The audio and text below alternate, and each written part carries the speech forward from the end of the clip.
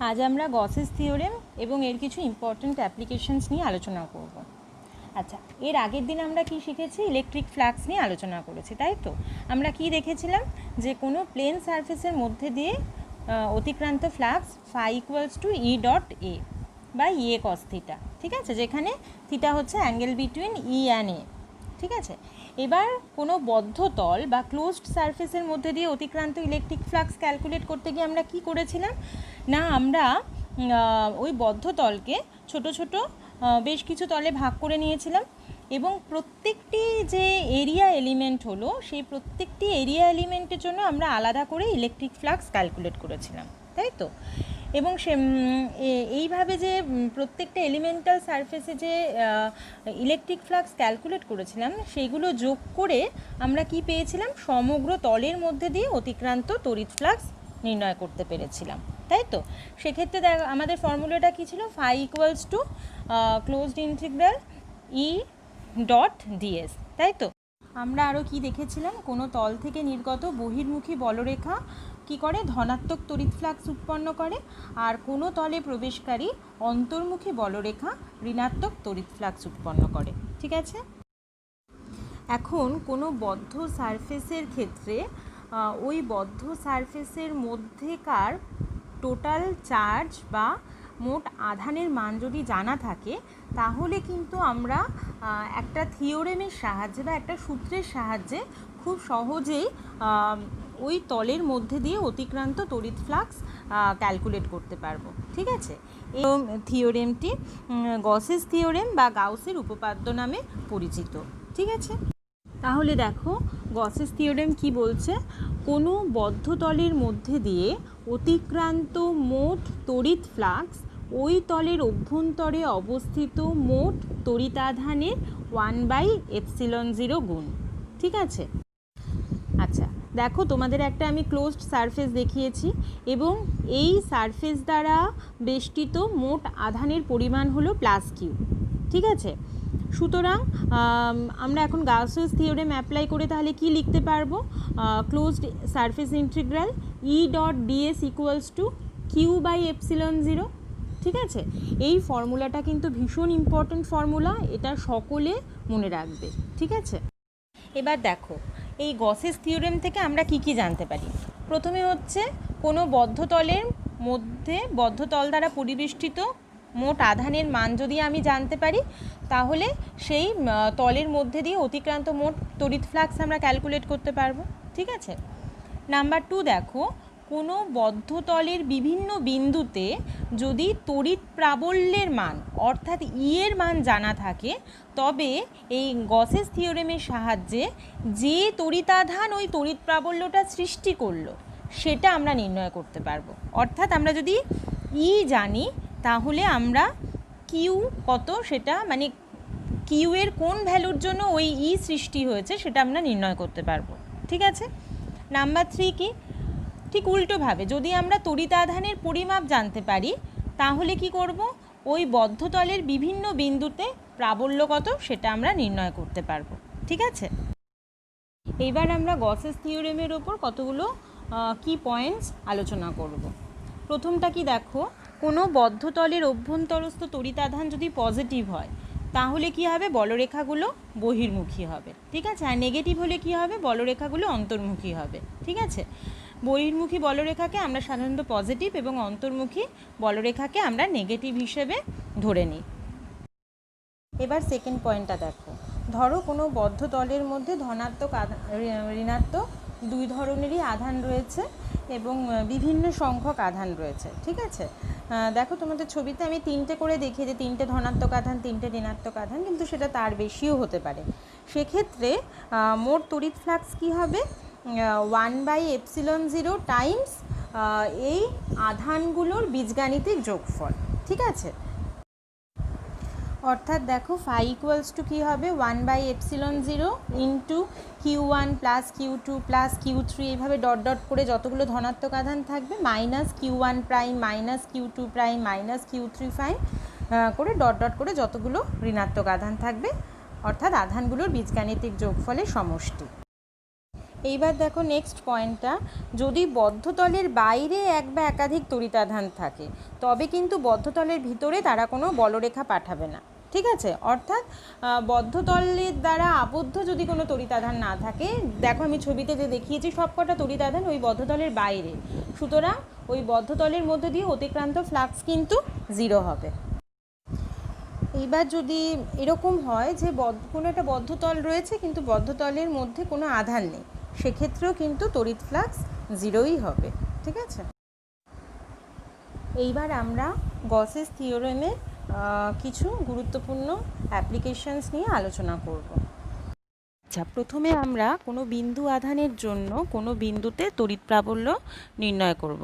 এর আগেও এটা আমরা নির্ণয় করেছি, কিন্তু এটা এখন আমরা গসেস থিওরেম ব্যবহার করে এটা আমরা বের করব। ঠিক আছে, আচ্ছা তাহলে দেখো, ধরা যাক একটা বিন্দু আধান রয়েছে কিউ। এবার আমাদের কি কাজ হবে, এই কিউ আধান থেকে স্মলার দূরে তড়িৎ প্রাবল্য নির্ণয় করতে হবে। ঠিক আছে, এখন তাহলে আমরা প্রথমে কি করব, যখন গসেস থিওরেম অ্যাপ্লাই করে কোনো কিছুর তড়িৎ প্রাবল্য বার করতে হবে বা ফ্লাক্স বার করতে হবে, আমাদের প্রথম কাজ হবে হচ্ছে গাউসিয়ান সারফেস কল্পনা করা। ঠিক আছে, তাহলে এক্ষেত্রে কি করব, এই বিন্দু আধানকে কেন্দ্র করে আর ব্যাসার্ধের একটা গোলীয় গাউসিয়ান তল কল্পনা করব। ঠিক আছে, দেখো তোমাদের ছবিতে দেখানো হয়েছে। এইবার দেখো, যেহেতু তলটা গোলীয়, সুতরাং এই তলের ওপর যে কোনো বিন্দুতে তড়িৎ প্রাবল্য কী হবে, তড়িৎ প্রাবল্য ই ওই তলের ওপর লম্ব হবে। ঠিক আছে, এইবার যেহেতু আধানটাকে আমরা ধনাত্মক কনসিডার করেছি, তখন কি হবে, ই এর ডিরেকশন কি হবে, লম্বভাবে বাইরের দিকে হবে। ঠিক আছে, রেডিয়ালি আউটওয়ার্ড হবে। আর কিউ আধানটা যদি ঋণাত্মক হতো, তখন ই এর ডিরেকশনটা কি হতো, অন্তর্মুখী হতো, লম্বভাবে অন্তর্মুখী ভেতরের দিকে ঢুকতো। ঠিক আছে, তাহলে কি বোঝা যাচ্ছে যে এই গাউসিয়ান তলের প্রত্যেকটা বিন্দুতে তড়িৎ প্রাবল্য গাউসিয়ান তলের সঙ্গে অভিলম্বভাবে বহির্মুখী। ঠিক আছে, এইবার দেখো এরপর আমাদের কি কাজ হবে, এই গাউসিয়ান তলের ওপর একটা এলিমেন্টাল সারফেস এরিয়া কনসিডার করা। ঠিক আছে, তো দেখো আমি দেখিয়েছি ডিএস একটা ছোট সারফেস এরিয়া। ঠিক আছে, এইবার ডিএস তো একটা ভেক্টর, ক্ষেত্র ভেক্টর, তার অভিমুখ কি, অভিলম্বভাবে বাইরের দিকে।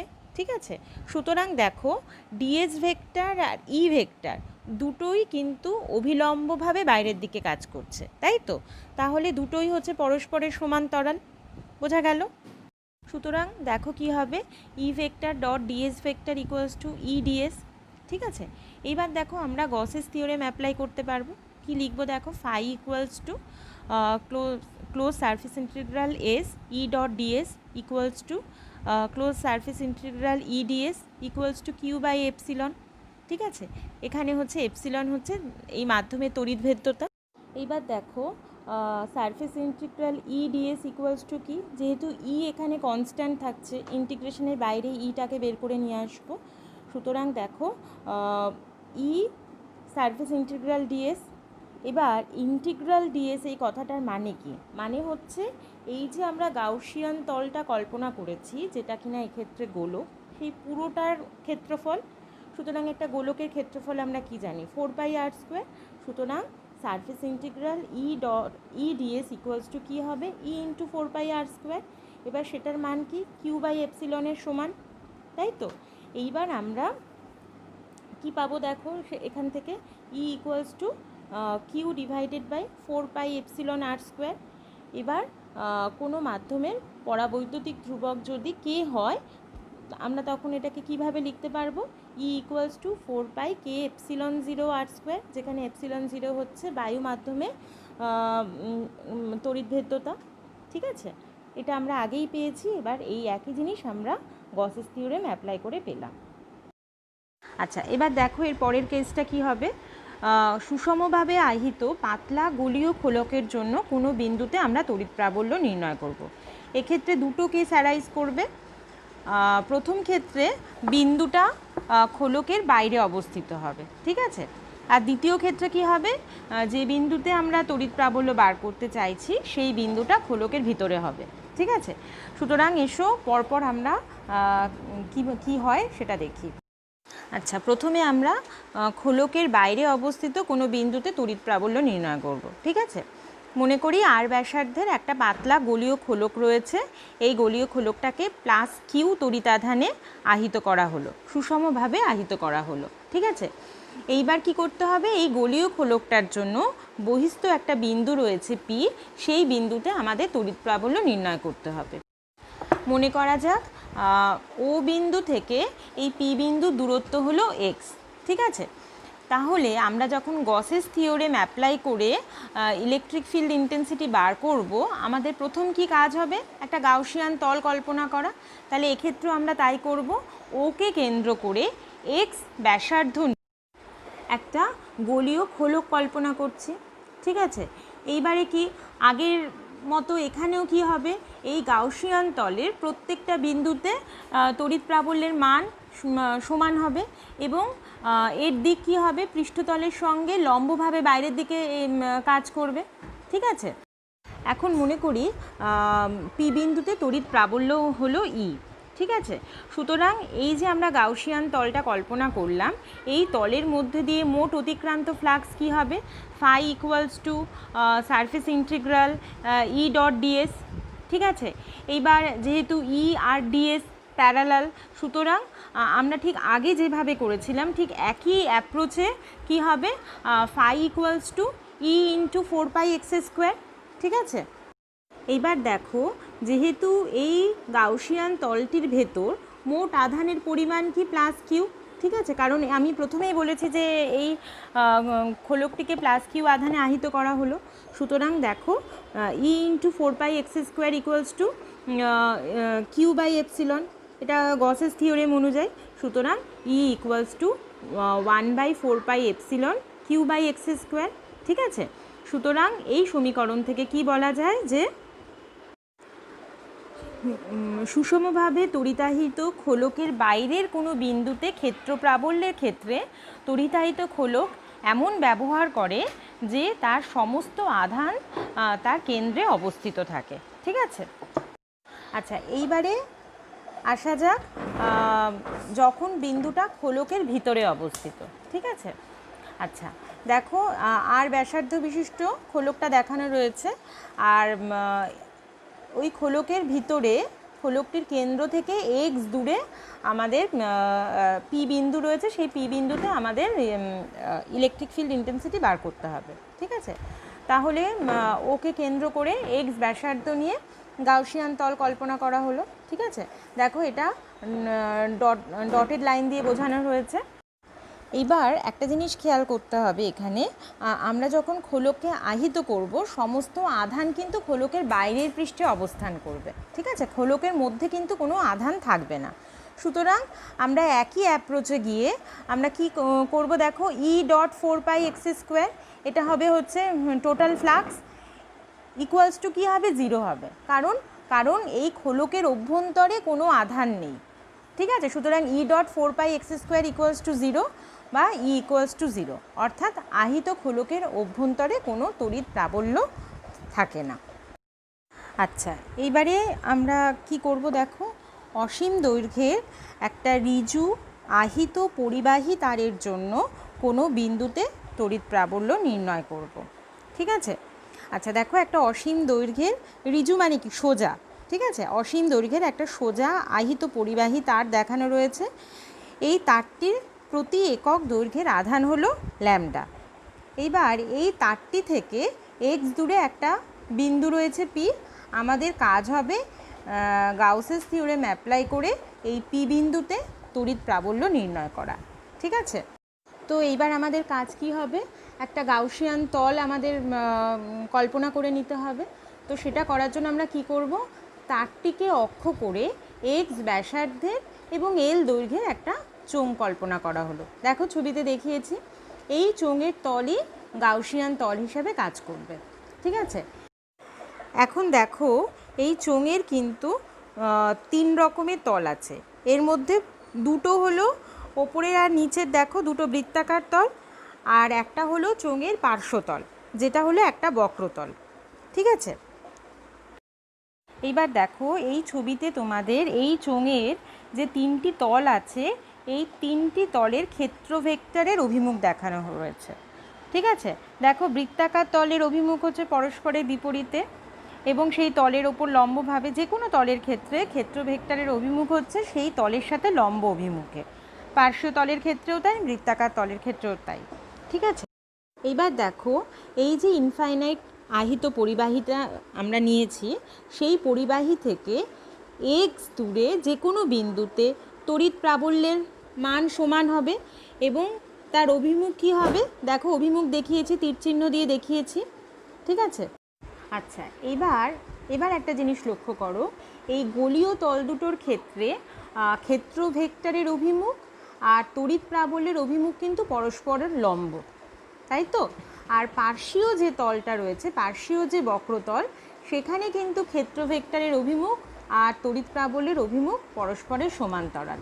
ঠিক আছে, সুতরাং দেখো গোলীয় তলের মধ্য দিয়ে অতিক্রান্ত flux phi equals to E dot ds equals to 0 হবে, কারণ এক্ষেত্রে ই ভেক্টর আর ডিএস ভেক্টর পরস্পর লম্ব। আর পার্শ্বীয় তলের ক্ষেত্রে যেহেতু ই আর ডিএস একই ডিরেকশন, সুতরাং ফাইয়ের একটা মান থাকবে।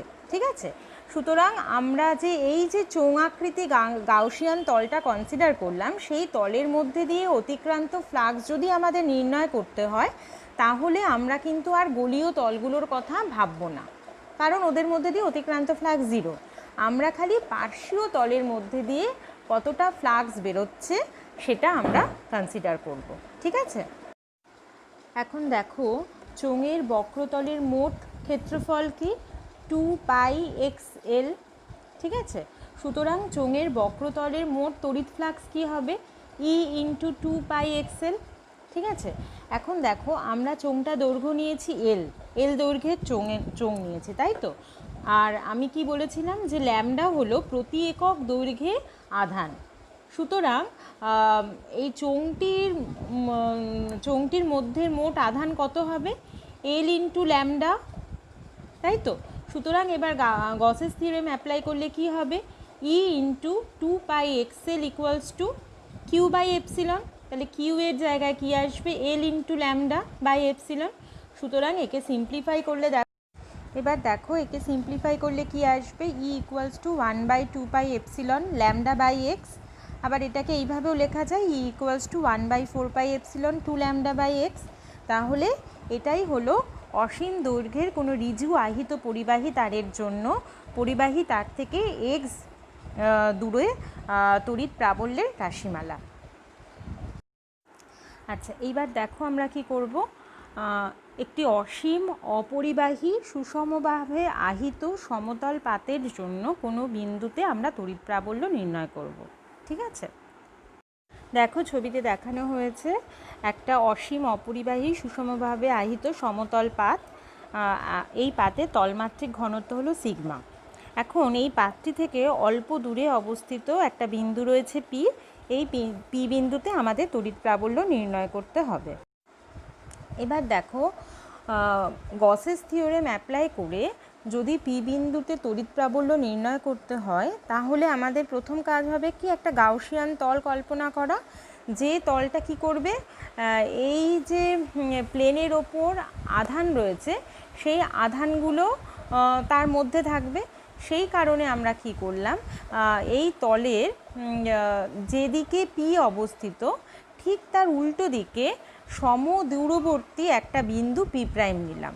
ঠিক আছে, এবার এই পি আর পি প্রাইমকে কেন্দ্র করে ডিএস প্রস্থচ্ছেদের একটা ক্ষুদ্র চোঙ এমনভাবে কল্পনা করলাম যাতে চোঙটির বৃত্তাকার তল দুটি পি ও পি প্রাইম বিন্দু দিয়ে যায়। দেখো এটা ছবিতে ভালো করে। ঠিক আছে, এখন এই চোঙের তল গাউসিয়ান তল হিসেবে কাজ করবে। যেহেতু পাতটি অসীম, সুতরাং আমরা সিমেট্রি থেকে কি বলতে পারি, বৃত্তাকার তল দুটোর প্রত্যেকটি বিন্দুতে তড়িৎ প্রাবল্যের মান সমান এবং এর দিক হচ্ছে ভূমির সঙ্গে লম্বভাবে চোঙের বাইরের দিকে। ঠিক আছে, আর চোঙের বক্রতলের ক্ষেত্রে দেখো ই এর অভিমুখ আর বক্রতলের ওপর ক্ষেত্র ভেক্টরের অভিমুখ পরস্পরের লম্ব। ঠিক আছে। সুতরাং এক্ষেত্রে কী হবে, বক্রতলের জন্য কোনো ফ্লাক্স থাকবে না। ঠিক আছে, অর্থাৎ চোঙের বক্রতল দিয়ে অতিক্রান্ত তড়িৎ ফ্লাক্স শূন্য হবে। ঠিক আছে, সুতরাং চোঙের দুই বৃত্তাকার তল দিয়ে অতিক্রান্ত মোট তড়িৎ ফ্লাক্স কী হবে, 2E × ds। এখন দেখো চোঙটা যে পরিমাণ আধানকে ঘিরে রয়েছে তার মান কত, সিগমা × ds। ঠিক আছে, সুতরাং এখন আমরা গাউসেস থিওরেম অ্যাপ্লাই করতে পারি। করে দেখো কি হবে তাহলে, E.2ds = সিগমা ds/ε। ঠিক আছে, সুতরাং E = কী হচ্ছে, σ/2ε। সুতরাং আমরা কি পেলাম, অসীম অপরিবাহী সুষমভাবে আহিত সমতল পাতের জন্য কোনো বিন্দুতে তড়িৎ প্রাবল্যের মান কত, σ/2ε, যেখানে সিগমা হলো তলটির তলমাত্রিক ঘনত্ব। আচ্ছা, এইবার আমরা একটা আহিত পরিবাহীর নিকটবর্তী কোনো বিন্দুতে তড়িৎ প্রাবল্যের রাশিমালা নির্ণয় করব। ঠিক আছে, দেখো সি একটা আহিত পরিবাহী দেখানো হয়েছে। ঠিক আছে, এবার আমরা কি জানি, আহিত পরিবাহীর আধান সবসময় পরিবাহীর পৃষ্ঠে অবস্থান করে, সেজন্য দেখো এই পরিবাহীর অভ্যন্তরে কিন্তু কোনো আধান নেই। ঠিক আছে, এখন এই পরিবাহীটার খুব কাছে অবস্থিত রয়েছে একটা বিন্দু পি। এই পি বিন্দুতে আমাদের তড়িৎ প্রাবল্য নির্ণয় করতে হবে। এবার আমরা যদি গসেস থিওরেম অ্যাপ্লাই করে করতে চাই, তাহলে আমাদের একটা গাউসিয়ান তল কনসিডার করতে হবে। সেই কারণে কি করা হলো, এই যে পরিবাহীটা রয়েছে সেই পরিবাহী তলের ওপর লম্বভাবে একটা চোঙ কল্পনা করা হলো। এমনভাবে কল্পনা করা হলো যাতে চোঙের একটা বৃত্তীয় তল এই পি বিন্দুকে ঘিরে থাকে। ঠিক আছে, এখন এই চোঙের বাইরের তলকে গাউসীয় তল হিসেবে আমরা বিবেচনা করব। ঠিক আছে, সুতরাং দেখো পি বিন্দুতে তড়িৎ প্রাবল্য এবং বৃত্তীয় তলের যে ভেক্টর, ক্ষেত্র ভেক্টর ds, এটা পরস্পরের সমান্তরাল। সুতরাং E.ds কি হবে, E.ds। ঠিক আছে, এইবার চোঙকে ঘিরে যে বক্রতল রয়েছে সেই বক্রতলের যে ক্ষেত্র ভেক্টরের যে অভিমুখ তার সাথে E হচ্ছে পরস্পরের লম্ব। সুতরাং বক্রতলের মধ্যে দিয়ে তড়িৎ ফ্লাক্স শূন্য হবে। আহিত পরিবাহীটার মধ্যে যে বৃত্তীয় তল রয়েছে সেই তলের মধ্যে দিয়েও তড়িৎ ফ্লাক্স শূন্য, বিকজ আহিত পরিবাহীর মধ্যে তো কোনো আধান নেই। ঠিক আছে, সুতরাং এই যে আমরা যে গাউসিয়ান তলটা কল্পনা করেছি বা যে চোঙটা আমরা কল্পনা করেছি, সেই চোঙের মধ্যে দিয়ে মোট তড়িৎ ফ্লাক্স কী হবে, E.ds। ঠিক আছে, এখন দেখো এই চোঙের মধ্যে আধানের পরিমাণ কত, সিগমা × ds। এইবার আমরা গসেস থিওরেম অ্যাপ্লাই করব। সুতরাং দেখো গসেস থিওরেম অ্যাপ্লাই করে কি পাবো, E.ds = সিগমা ds/ε। এবার এটাকে সিম্পলিফাই করলে কি আসবে, দেখো রিঅ্যারেঞ্জ করার পর E = σ/ε। ঠিক আছে, তাহলে আহিত পরিবাহী নিকটবর্তী বিন্দুতে তড়িৎ প্রাবল্যর রাশিমালা কি, σ/ε। এবার আমরা গসেস থিওরেম থেকে কুলম্বের সূত্র প্রমাণ করব। ধরা যাক এ আর বি বিন্দু দুটোতে দুটো বিন্দু আধান Q1 আর Q2 রাখা আছে। বি বিন্দুতে তড়িৎ ক্ষেত্র E যদি ক্রিয়াশীল থাকে তবে Q2 আধান যে বল অনুভব করবে তার মান কি হবে, F = Q2 × E, তাই তো। এখন এ আর বি বিন্দু দুটোর মধ্যে যদি দূরত্ব r হয়, তাহলে গসেস থিওরেম অ্যাপ্লাই যদি করতে হয় তাহলে আমাকে একটা গাউসিয়ান তল কল্পনা করতে হবে। তো এক্ষেত্রে আমরা কি করব, এ বিন্দুকে কেন্দ্র করে আর ব্যাসার্ধের একটা গোলক কল্পনা করব। এই গোলকটাই হবে আমাদের গাউসিয়ান তল। সুতরাং দেখো এবার গসেস থিওরেম অ্যাপ্লাই করে কি লেখা যায়, ক্লোজড ইন্টিগ্রাল E.ds = Q1/ε0। এখানে Q2 আধানটা কনসিডার করা হবে না, কারণ Q2 আধান গোলকের বাইরে অবস্থিত। ঠিক আছে, এবার দেখো আমরা যে এই গাউসিয়ান তলের ওপর একটা এলিমেন্টাল এরিয়া যদি কনসিডার করি ds, সেই ds এর অভিমুখ আর E এর অভিমুখ পরস্পর সমান্তরাল। সুতরাং আমরা কি লিখতে পারি, E.ds = Q1/ε0। ঠিক আছে, সুতরাং E 4πr² equals to Q1/ε0, সুতরাং E ইকুয়ালস টু Q1/4πε0r²। সুতরাং আমরা কি পেলাম যে Q1 আধানের জন্য বি বিন্দুতে তড়িৎ প্রাবল্য Q1/4πε0r², তাই তো? এবার দেখো ই এর মান আমি যদি এফে বসিয়ে দিই, অর্থাৎ এফটা আমাদের কি ছিল যে Q1 আধানের জন্য Q2 যে পরিমাণ বল অনুভব করবে, তাই তো? সুতরাং দেখো এফ ইকুয়ালস টু কী হবে, F equals to Q1 Q2/4πε0r²। এটাই হলো আমাদের কুলম্বের সূত্র। সুতরাং আমরা গসের থিওরেম অ্যাপ্লাই করে এই কুলম্বের সূত্র পেলাম। ঠিক আছে, আজকে যা করানো হলো তোমরা একটু ভালো করে প্র্যাকটিস করো, কারোর কোথাও অসুবিধা হলে অবশ্যই জিজ্ঞাসা করো।